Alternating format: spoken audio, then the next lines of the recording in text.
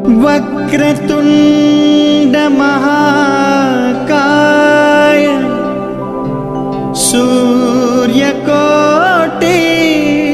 समप्रभ।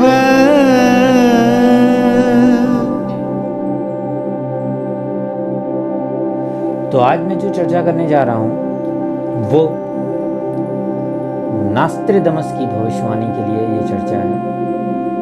ये चर्चा है नास्त्रेदमस जी ने जो भविष्यवाणी की थी और हम लोगों ने जो गोचर मिलाया है, उन दोनों को मिलाते हुए मैंने ये तथ्य निकाला है कि उनकी भविष्यवाणी सच होने की संभावना इस वर्ष बहुत हद तक है।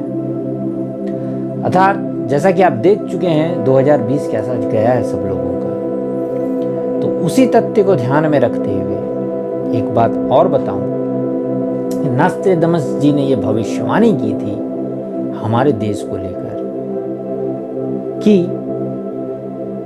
सन 2021 के आसपास एक महायुद्ध होगा, जिस महायुद्ध में पाकिस्तान और चीन एक साथ मिलकर भारत पर हमला करेंगे।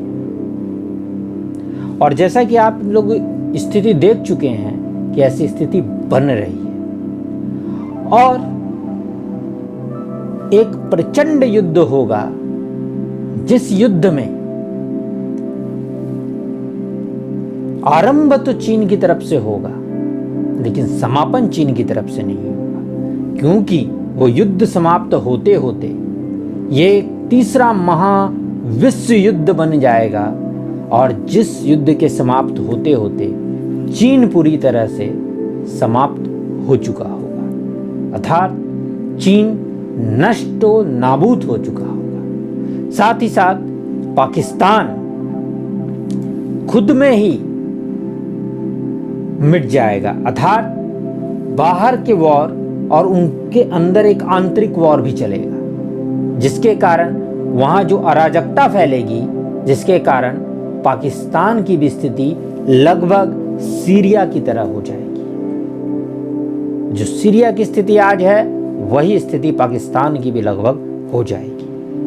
हालांकि युद्ध कोई नहीं चाहता और युद्ध में किसी भी एक पक्ष का नुकसान नहीं होता, इसलिए भारतवर्ष को भी काफी नुकसान झेलना पड़ेगा, जिसके कारण भारत की भी अर्थव्यवस्था कई हद तक पीछे चली जाएगी। लेकिन भारतवर्ष फिर भी खुद को संभालने में सक्षम होगा, लेकिन जो अवस्था चीन और पाकिस्तान की होगी वो पूरे विश्व में और किसी देश की नहीं है।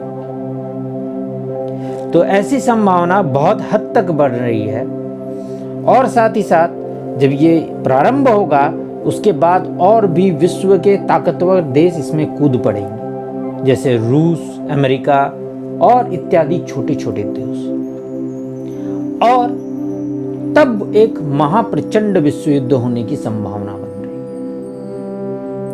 है। ऐसा मैं अपने वैदिक शास्त्र के हिसाब से भी इसलिए कह रहा हूं कि 23 सितंबर को जो गोचर होने जा रहा है राहु केतु का, ऐसा होने से भी ऐसी स्थिति बन रही है कि ऐसा हो कि युद्ध की स्थिति हो या युद्ध जैसी स्थिति हो।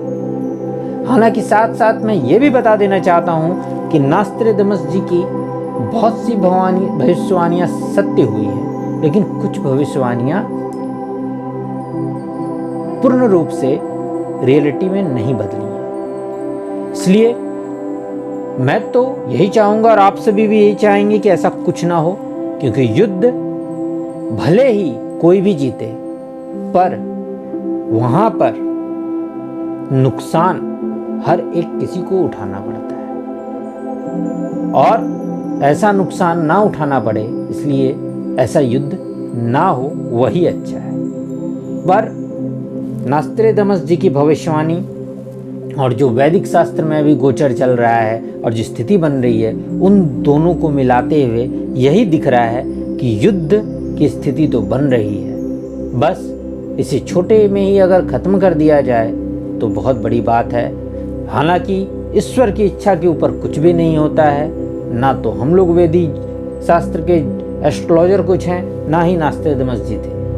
उनकी इच्छा के ऊपर कुछ नहीं होता है। यदि हम सब मिलके अच्छी प्रार्थना करें तो शायद ये युद्ध भी टल जाए। इसलिए हम लोगों को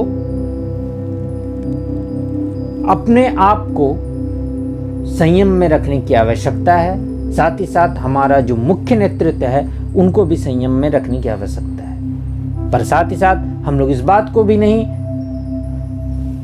अपनी दृष्टि से हटा सकते कि ऐसी संभावना बन रही है। इसलिए उस चीज को भी ध्यान में रखते हुए अपने आप को भी मनः रूप से तैयार रखने की आवश्यकता है। तो तब तक के लिए इस वीडियो में इतना ही।